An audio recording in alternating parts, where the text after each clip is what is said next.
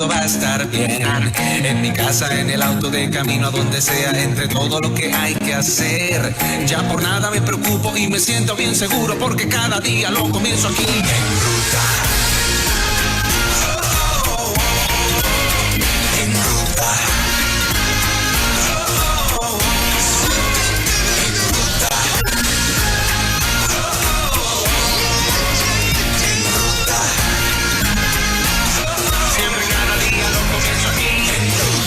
Bueno, son las 7 de la mañana. Muy buenos días, Puerto Rico. Estamos en Ruta Nueva Vida 97.7 y uno de los segmentos más esperados cada semana. Sí, señor. Yo sé que la gente está ahí. Algunos con lápiz, todavía se utiliza el lápiz y el papel. Oh, sí. Y la libreta. Claro. Sí, Yo sí. soy una de las que me gusta tener libretas y las guardo de los mensajes y las reflexiones. Y yo sé que hay gente en casita así ahora mismo, más Sí, bien. sí, buenos días, muchachos. Buenos días. Buen día. De hecho, uno de los recursos más certeros para mejorar la memoria ¿Es esa? escribir. Sí. Es sí, escribir, sí, porque en la medida en que tú escribes, el cerebro va registrando dos actividades. Escuchó, procesó y escribió. Y entonces se queda. Es Definitivo. una cosa así interesante. Por eso es que hay un peligro inminente en las generaciones que se van levantando si no desarrollan destrezas de escritura. No cuenta el texting. Porque el texting no es una escritura formal. Habida cuenta que se ha desarrollado una estructura de escritura de omitir palabras y de sustituir vocablos por sonido. En vez de decir ¿qué? Yo te pongo una K.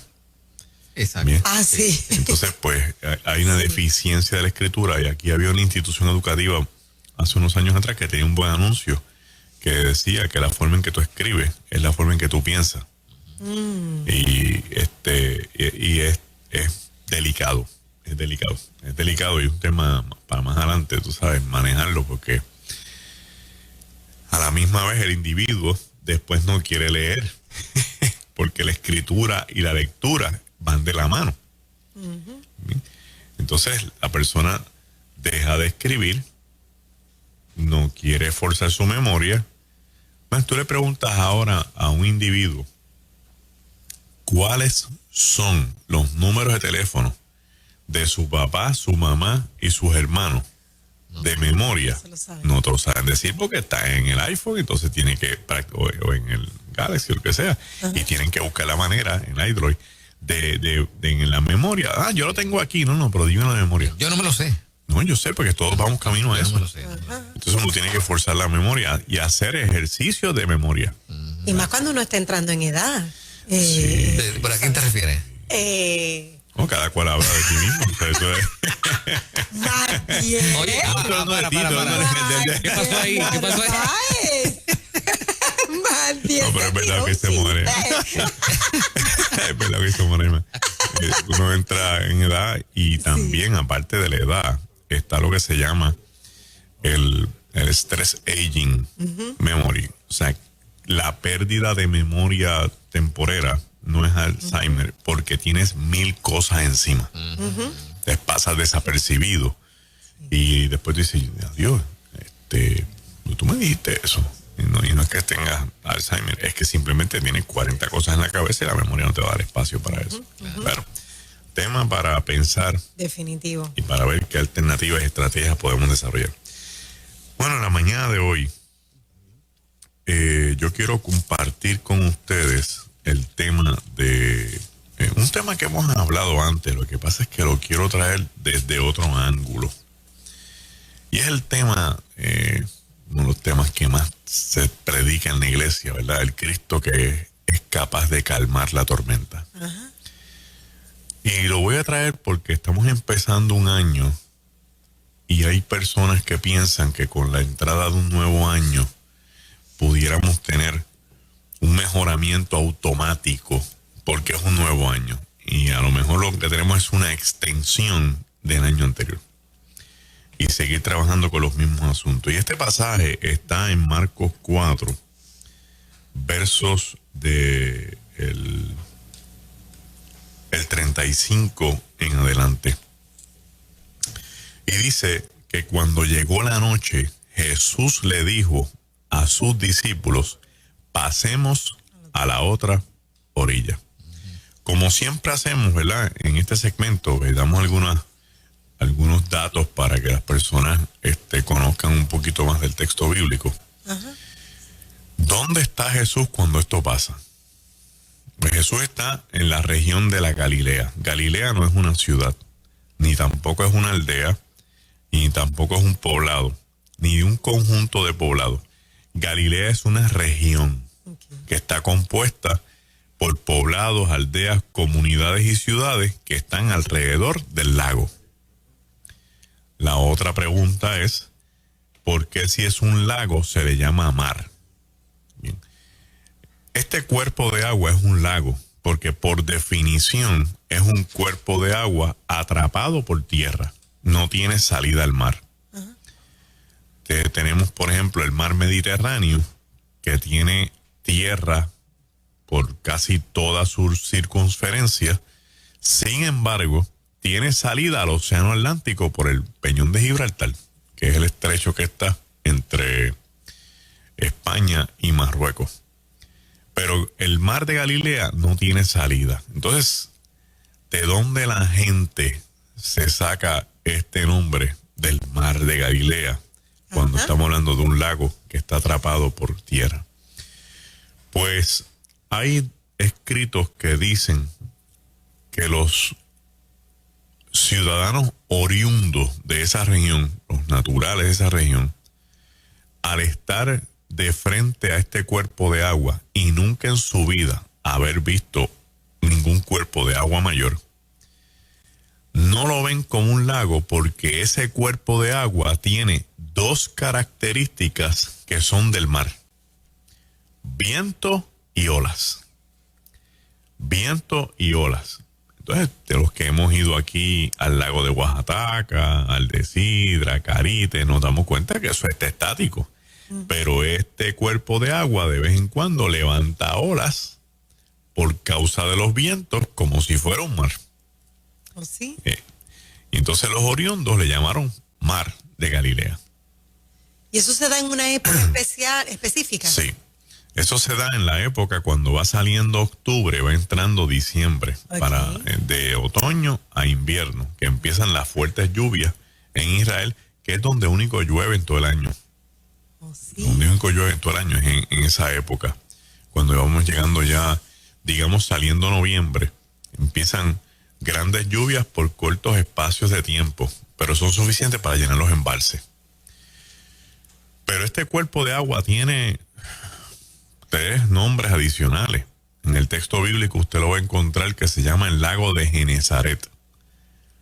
¿Verdad? Porque Genesaret es una población que queda en una de las áreas del lago y los oriundos de allí se adueñaron del lago en términos de nombre y le llamaron el lago de Genesaret. También se conoce como el lago de Tiberias, porque Tiberias, en algunas personas le llaman Tiberiades, pero es Tiberias. Es una ciudad que construyó uno de los hijos de Herodes el Grande, en este caso Herodes Antipas, que era el tetrarca de Galilea, y construye esta ciudad en honor a la esposa del emperador de turno, llamado Tiberio César. En honor a él.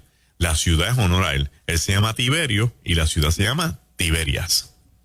Así que ya tenemos aquí una ciudad romana en la región de la Galilea, llamada Tiberias. Y también los rabinos, que los rabinos datan de antes de Cristo, para que los hermanos tengan idea, ¿verdad? Los rabinos de la Galilea le pusieron también su nombre. Le llaman el lago de Kineret. K-I-N-N-E-R-E-T. Kineret. Kineret significa arpa. Yo en algún momento me creí que era que para el tiempo de antes de Cristo pues parecía un arpa desde las montañas, pero no es eso. Que no. En uno de los escritos de los rabinos escribieron en un poema que las frutas de la Galilea son tan dulces como las notas de un arpa. Entonces se quedó el lago del Arpa, el lago que produce agua dulce para las frutas dulces de la Galilea. Para muchas personas que desconocen, en el mundo judío antiguo, Galilea era uno de los bastiones más grandes de rabinos respetados y literatura contundente sobre antes de la época de Jesús y de la época de Jesús. Rabinos que fueron algunos ejecutados, rabinos que fueron famosos en la zona. Digo esto porque donde hay unas comunidades de rabinos, la ciudad o la región se considera una región puramente judía. Entonces, la Galilea tenía una lucha campal, porque tenía a Herodes Antipas, que no era judío, y que era mercenario, hijo de Herodes el Grande, trayendo a la región romanos y griegos, versus un mundo judío que buscaba la manera de preservar el judaísmo dentro de la lucha en la que se encontraban en términos culturales y sociales. Capernaum es esta población, esta comunidad que se encuentra en una de las zonas de la costa del lago. Y es la villa de los pescadores. Allí vive Pedro, Andrés, Jacobo, Juan. Así que ya tenemos un buen número de discipulados. El poblado de pescadores vecinos se llama Migdal.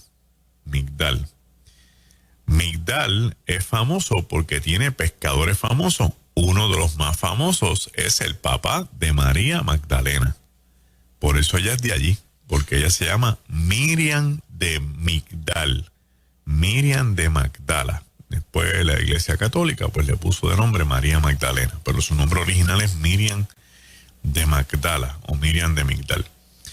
Entonces estas dos poblaciones compiten entre ellas, Capernaum y Magdala, por la pesca. Quiere decir que el papá de María Magdalena conoce a Pedro y conoce a Juan, porque son los dos productores de pesca más grandes de la zona. Interesante que Jesús no es natural de esa región. Jesús es de Nazaret, que también pertenece a la zona de la Galilea, pero no a la Galilea que está cerca del lago, a la Galilea que está para las montañas, donde está Caná de Galilea y donde está Nazaret. Pero el texto ya nos ha dicho que a Jesús no lo quieren en la región de Nazaret. De hecho, el texto dice que porque no lo quisieron, él se fue de allí y no hizo milagro, porque la gente no creyó en él. Y él se fue a Capernaum, que es el lugar donde los recogen y prácticamente Cristo se convierte en el hijo adoptivo de Capernaum. Ahora, Jesús tenía varias opciones. Hay que empezar a mirar por qué escoge a Capernaum. Y aquí viene posiblemente, con la ayuda de una gran guía judía, amiga mía, Ruthie Gossen, las razones poderosas bíblicas por las cuales Jesús pudiera haber escogido a Capernaum. Número uno, porque es un cruce de caminos. Capernaum es tan famosa que hay un cruce de caminos. Y en los cruces de caminos vienen peregrinos de todas partes. Entonces, si Cristo desata su ministerio en esa región con poder, obviamente la gente va a ser impactada por el poder de Cristo, y al ser impactados por ese poder, al seguir su ruta hacia donde vayan, se llevan el testimonio. Y por eso es que la fama de Jesús creció en tan poco tiempo, al punto que Jesús tiene que decirle a los discípulos en muchas ocasiones: no digan nada de esto. ¿Por qué? Porque si la fama crecía muy rápido, entonces se aceleraba la muerte dejando cosas sin hacer. Okay. Y él tiene que proteger su misión en que la fama no se salga de proporción. Lo segundo, allí hay comercio, pero comercio bueno de verdad. ¿Y cómo lo sabemos? Bueno, hay un publicano. Los publicanos son los que cobran impuestos Y hay uno de los impuestos más famosos, es el IVU del tiempo de Jesús. Había también el IVA, había también el CRIM, se llamaban de otra forma. Y habían 4 impuestos adicionales, pero yo no los digo nunca porque uno puede estar dando la idea a los gobiernos. Sí, la gente se pone con iniciativas nefastas para los pueblos. Pero Mateo era el publicano de Galilea y estaba ubicado en un buen camino donde la gente pasa con los comercios y ve acá, tú llevas ahí. No, esta es la cosecha de uva. No, pues tú me debes. Déjame buscarte en el libro. Porque si tú tenías algún tipo de cosecha, el tipo de negocio, tenías que registrarte. Entonces, el publicano, con esos libros de registro, te agarraba. Eran odiados porque ellos te cobraban un impuesto considerable que va al fondo de los Herodes, que al fin y al cabo termina en las arcas de los romanos, y algo de eso se queda ellos en los bolsillos. Por lo tanto, esta gente eran ricos por corrupción y estaban en el 7% de la pirámide socioeconómica del tiempo de Jesús. O sea, que en algunas cosas lo que estamos viviendo no es nuevo. No, esto no es nuevo. Estos son procesos reciclados, con otros nombres, un poquito más refinados, con un poco más de estrategia, pero siguen siendo los mismos procedimientos y los mismos resultados. Algo interesante que le quiero comentar a los hermanos que nos escuchan y a las hermanas que nos escuchan, nos han puesto en el lugar en el que Nueva Vida se encuentra, especialmente en el segmento En Ruta, es que a ese publicano Jesús lo llama en Capernaum.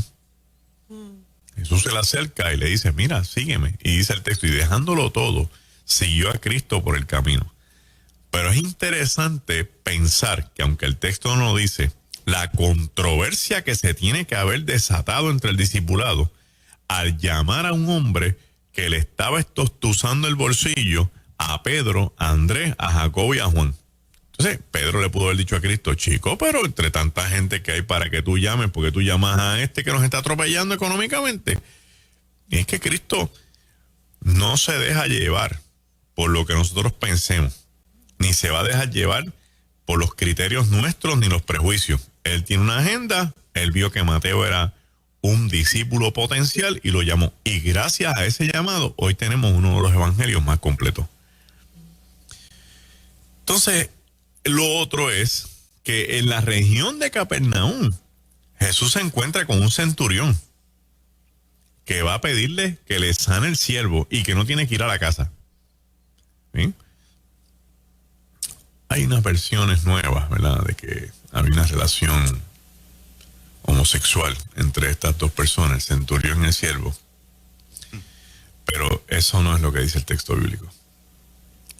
Era bien normal y bien común que en casas de oficiales romanos y griegos se hubiera traído un esclavo que se llaman esclavos domésticos, a quienes se le va a encargar todo de ese hogar. Ese es el caso de José en casa de Potifar.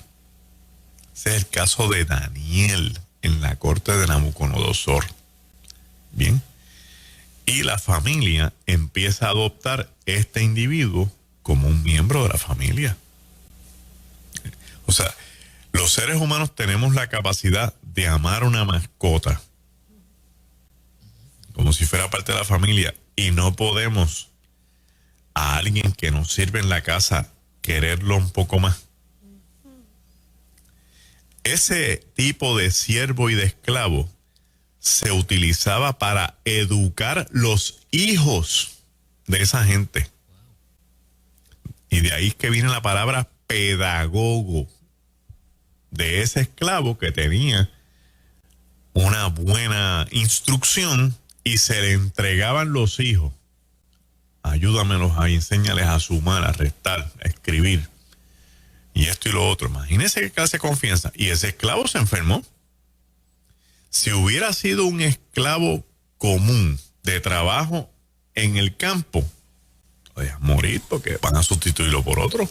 Pero este no, porque este conoce las intimidades de esa casa, ha comido con ellos, le sirve a ellos, lo protegen, no se viste como los otros esclavos. Por eso es que él va diligentemente donde Jesús va a decirle, mira, esto es un asset en mi vida. Este hombre vale mucho para nosotros. Bien. Ahora, a lo que vamos es un centurión. Lo que quiere decir es que mínimo hay 100 soldados romanos destacados en la región. Cuando vas a la historia de Roma, te das cuenta que Roma no pone un puesto de 100 soldados en cualquier sitio, sino en un sitio importante donde haya comercio, buenas rutas, mucha gente, para evitar revueltas y tener el control. Quiere decir que Capernaum era un bastión. Y obviamente Cristo lo supo y se acomodó en el bastión. También tenemos que es uno de los lugares donde se ha construido una sinagoga gigantesca, que las ruinas todavía están allí y pertenecen al siglo I, el siglo de Jesús. Entonces tenemos un cuadro completo de la región. Cristo está en un cuartel general cómodo. Tiene casa de sus amigos, los botes de sus panas, come bien, hace milagros. Allí el ministerio se empieza a desatar. A poca distancia de allí está el monte de las bienaventuranzas. Pero este día Jesús le dice a sus discípulos, después de todo este cuadro introductorio, pasemos a la otra orilla. Entonces, cuando el texto bíblico dice que Jesús pasa a la otra orilla, no le explica las posibles razones de lo que está pasando. Pero la historia nos dice que Herodes Antipas no quería a Jesús por la región. Este es el mismo Herodes Antipas, es el que le corta la cabeza a Juan el Bautista. Y note usted que Juan el Bautista tiene un ministerio de denunciar a la gente el pecado para que se arrepientan.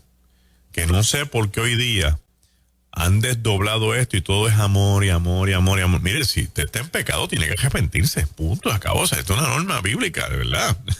Porque eso es parte del amor, la corrección real del ser humano, donde no se puede estar abrazando el pecado porque Dios me ama tanto que como quiera que sea, no, como quiera que sea, no, porque eso desluce y eso denigra el sacrificio de Cristo en la cruz del Calvario. Si el pecado fuera algo tan insignificante en la vida, Cristo no hubiera venido a morir en la cruz. Voy a ponerlo de esa forma.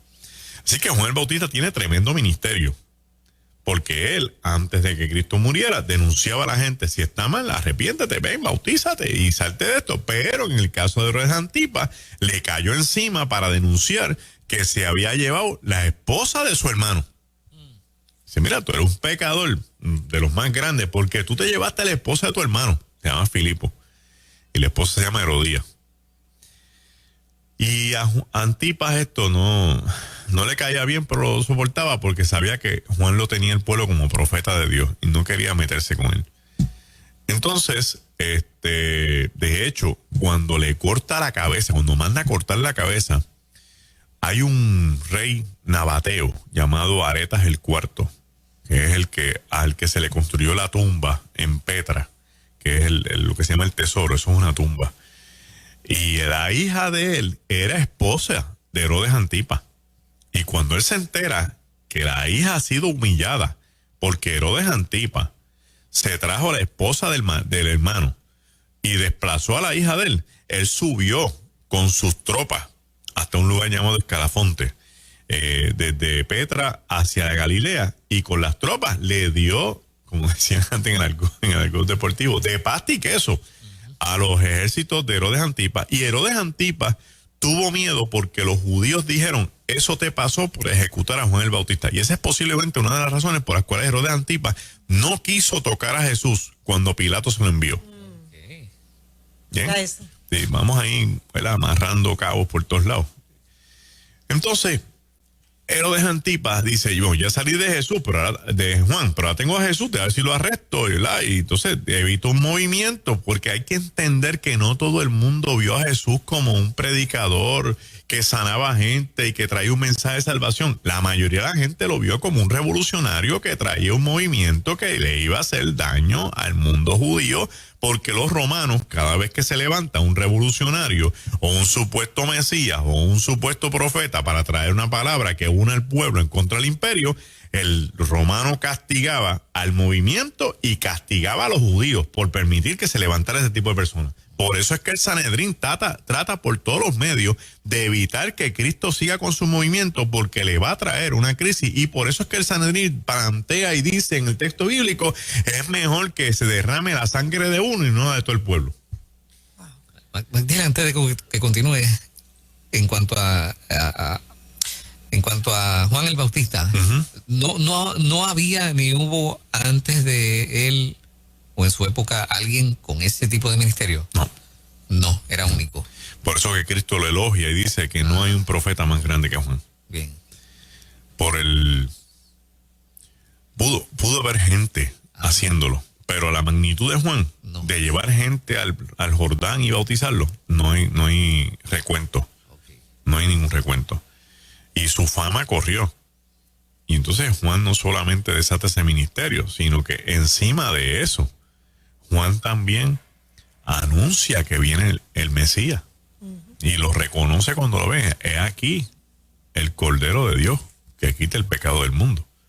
Entonces, del cual yo no soy digno de desatar sus sandalias. ¿Se le llegó a acusar a Juan de que se le subió en algún momento o no? La gente lo reconocía. No, Juan el Bautista era el profeta perfecto. Okay. Que vivía en el desierto, que come insectos con miel, que come saltamontes con miel. Esa es la dieta de Juan. ¿Y se puede deducir cómo sería la relación entre Juan y Jesús? Eran primos. Ajá, pero Eran la primos. interacción entre ellos... No hay un relato de deducciones, porque a pesar de que tienen líneas sanguíneas conforme al texto bíblico, no hay una relación de desarrollo, de crecimiento. Bueno, posiblemente Juan... No crecen juntos, entonces. No crecen juntos. Juan no es objeto de persecución desde niño, como lo es Cristo. Entonces Juan se queda en Jerusalén, porque el papá es de la clase sacerdotal. Jesús tiene que huir a Egipto. Okay. Posiblemente a Juan lo ubican entre el grupo que se desanima con la clase sacerdotal por la corrupción del templo. Así que Juan huye. Las teorías fuertes que Juan huye a vivir con los esenios, porque los esenios en el año 27 antes de Cristo le da un golpe de estado al Sanedrín, diciendo, aquí hay corrupción, Dios no se puede agradar de esto. Y se van de Jerusalén y se instalan en la zona del Mar Muerto, en la zona de Qumran. Y de hecho, cuando oran, se supone que el judío ore mirando hacia Jerusalén.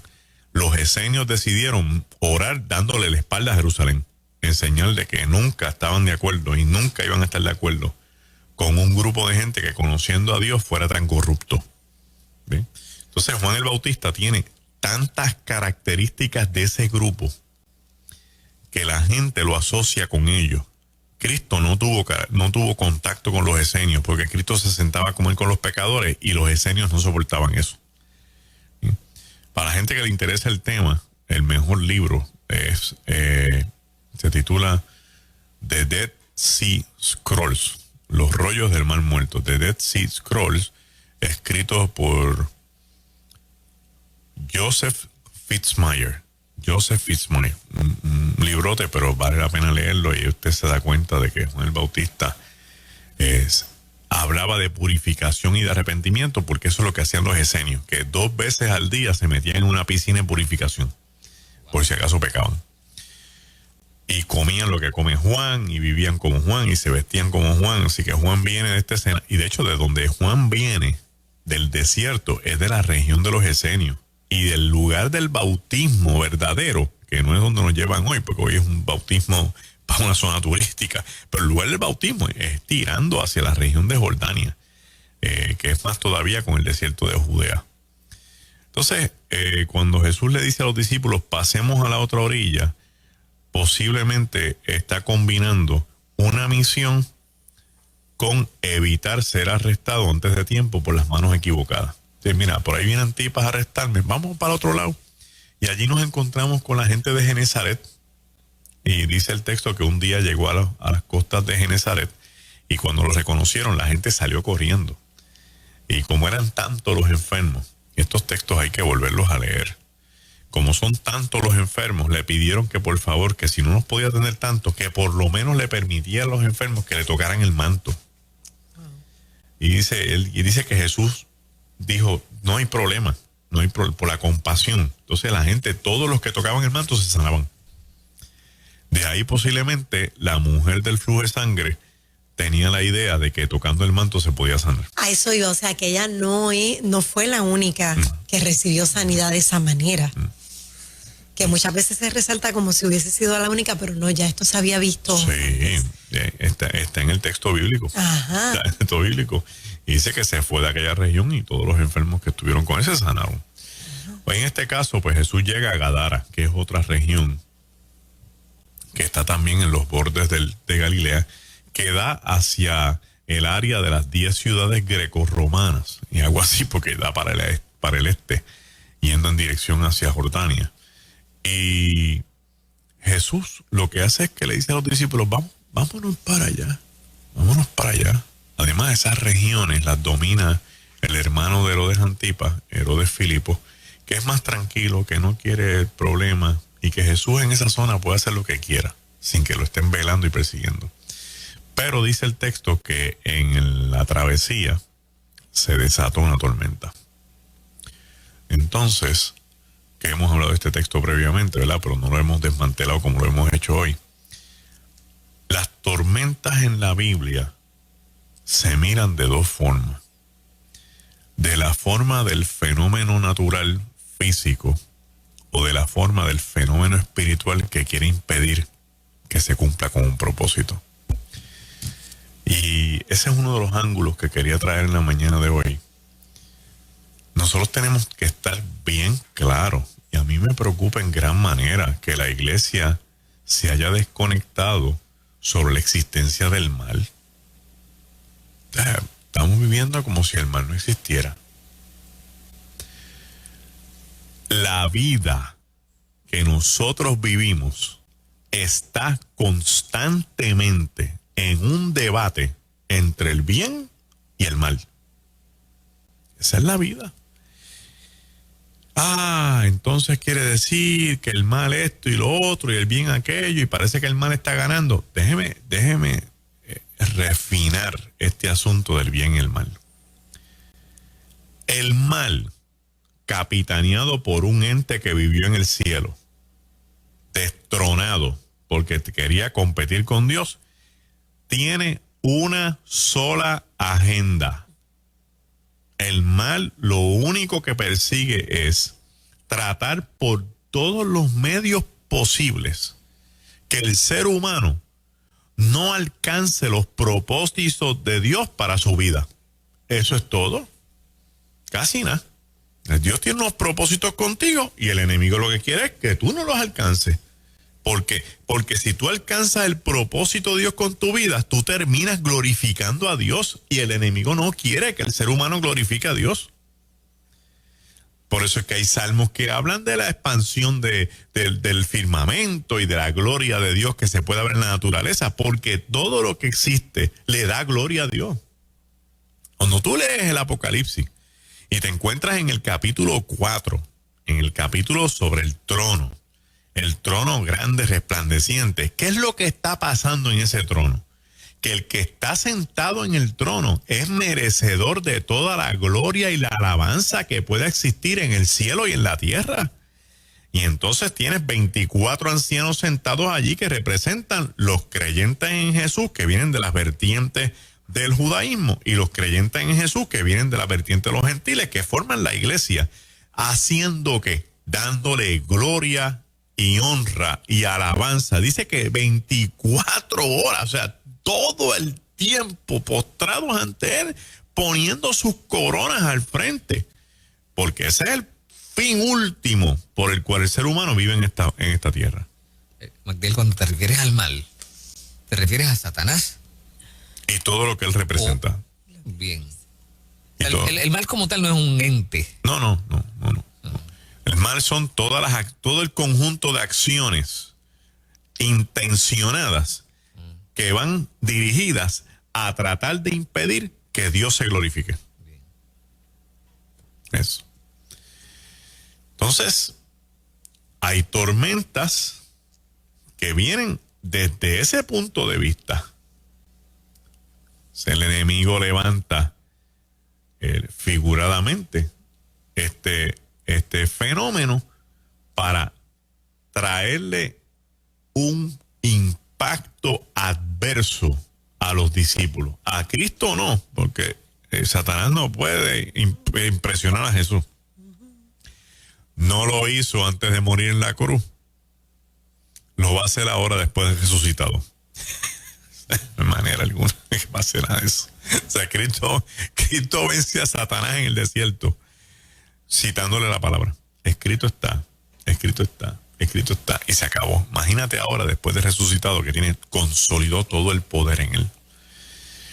Entonces, la tormenta que se desata, uno de los mayores elementos que nos quiere enseñar es que lo primero que el enemigo busca hacer cuando quiere atentar contra alguien que puede glorificar a Dios es intimidarlo.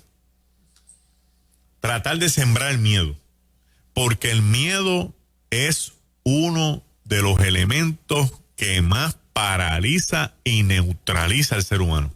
El miedo vuelve loco a la gente.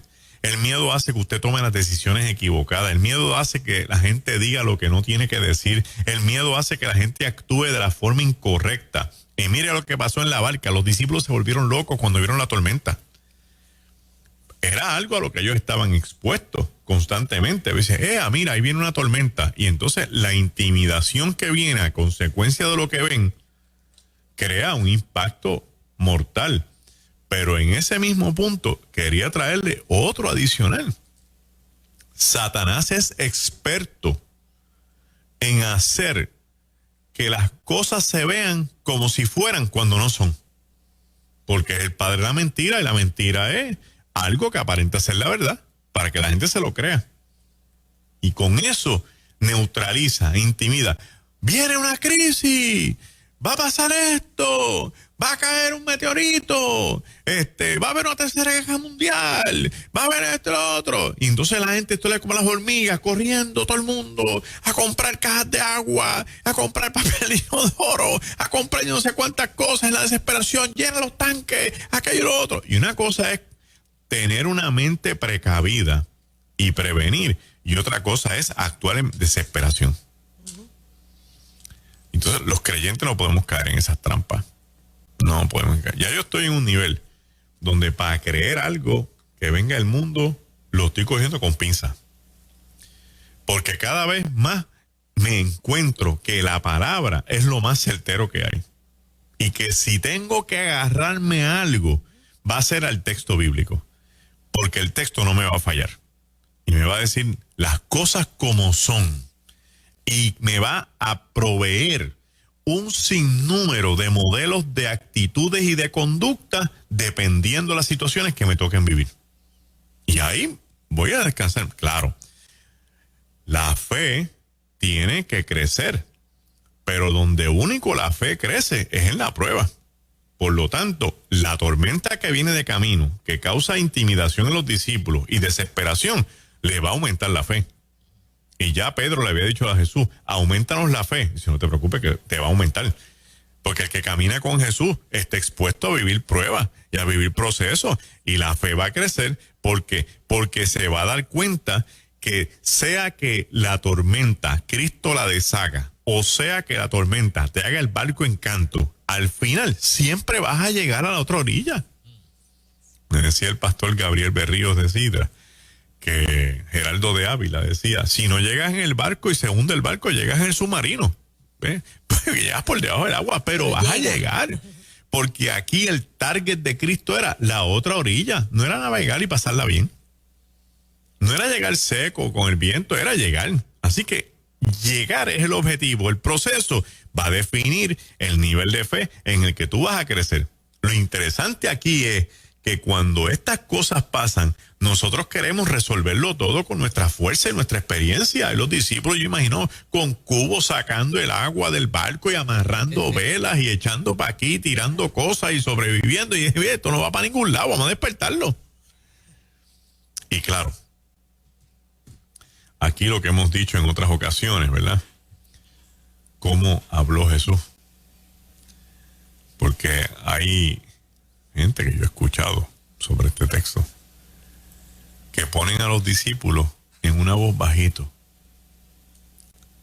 Cristo, nos vamos a morir. Mira, despiértate. O sea, no te quiero molestar, pero tienes que despertarte. Si usted se va a morir. Esa es la menos voz. Esa es la voz que usted menos va a usar. Entonces ponen a Cristo gritando. Cristo se despierta. ¡Ah, hombres de poca fe! ¿Por qué no creen esto y lo otro? Entonces, es al revés. Es al revés. Gritar nunca ha sido una opción para ayudar a alguien que esté en crisis. Gritar nunca es una opción para nadie, en ningún escenario. Gritar es una de las cosas más denigrantes que existe en el mundo. Así que yo creo que los discípulos gritaron: ¡Mira, Cristo! ¡Nos vamos a morir! ¡Levántate! No importa la reacción, ellos lo que quieren es salvarse. Y un Cristo que se levanta y le dice, en la versión puertorriqueña: mano, ¿pero qué pasó? ¿Por qué estás así? ¿Qué pasa? ¿Ustedes creen que este barco se va a hundir conmigo adentro, de verdad? Piénsenlo un momentito, yo estoy aquí, yo los invito, y entonces yo también voy a provocar que se hunda. La mente humana hace unos escenarios y unos cuentos para creérselos después, que solamente Dios tiene que venir y desmarañar lo que hemos pensado para quedarnos nosotros asombrados diciendo, ¿verdad? Porque yo pensé esa barbaridad. Porque el miedo nos lleva a pensar eso y cosas peores. Y hay que batallarlo con fe y creer, ¿verdad? Que si el Señor está, siempre vamos a salir bien. Yo me crié mucho tiempo en mi infancia con mis abuelitos en Ciales. Vivía en el casco del pueblo. Abuela era asistente de enfermera. Hoy sería enfermera graduada. Porque abuela combinaba los conocimientos que tenía de enfermería con la educación informal que le dio su mamá sobre los procesos naturales, con matas, con hierbajos, con ungüentos. Entonces, cuando las doctoras de la unidad, la doctora García, se quedaba trancada, le decía, Nin, ahora decía, Nin, ven acá. Mira este muchacho. Y decía, ay, doctor, ese muchacho lo que está empachado. ¿Qué es eso? Y es que tiene un revuelo en el estómago. Eso solo da un sobo y un té de tal mata. No se preocupe que vamos a bregar con eso ahora. Un mejunje. Un mejunje. Eso pasaba. Eso era antes en lo que se llamaban la unidad de salud pública. Eso es lo que existía en los pueblos antes. Abuelo era el barbero del pueblo. Se pasaba en una esquina y a todo el pelú que pasaba por allí le pitaba. ¡Mira, Jun! Todo el mundo era Jun. O Papo. Mira, Papo, ven, vamos, vamos a recortar. No, le decía, yo no tengo chavo. Es a recortarte, yo no te estoy pidiendo que me pagues nada. Y entonces en ese ambiente yo escuché a mis dos abuelitos decir tantos refranes.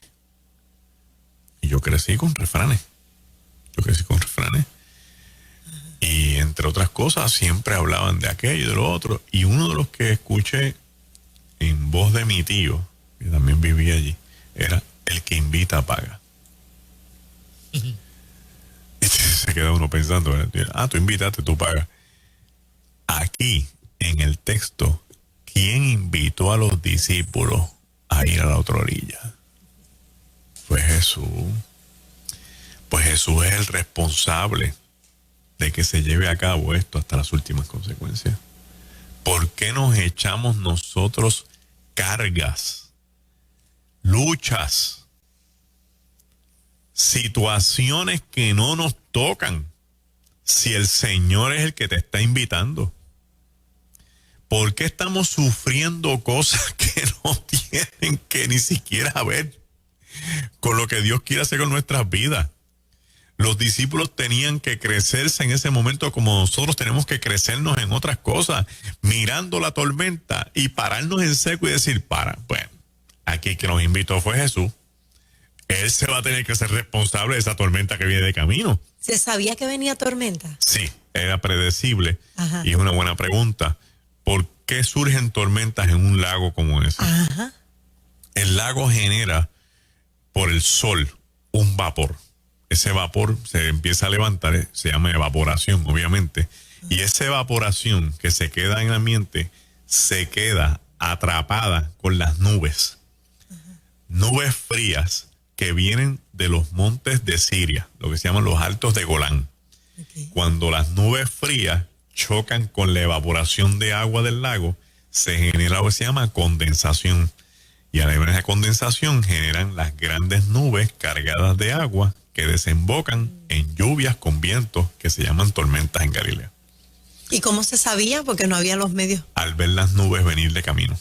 Okay. Si tú ves la nube que viene de camino y sabes que el lago está generando vapor de agua, va a haber lluvia y va a haber tormenta. Y ellos lo sabían porque ellos llevaban años viviendo de ese lago y sabían tiempos, zonas, marejadas, todo lo que se pueda tener que saber para poder vivir de lo que produce el mar de Galilea. Entonces, al saber, también conocen cómo manejarla, porque se han enfrentado a ellas antes. Lo único es que esta se le fue de las manos. Okay. ¿Y por qué esta se fue de las manos? Porque esta quiere evitar el propósito de Dios. Cada vez que algo se levanta en contra tuya y se te vaya de las manos, piensa que es un asunto espiritual, y los asuntos espirituales se manejan con estrategias espirituales, no con estrategias físicas, financieras, materiales, sociales, mentales. Es con oración, es con búsqueda de la dirección del Señor y con algo que la iglesia ha abandonado, con la lectura de la palabra.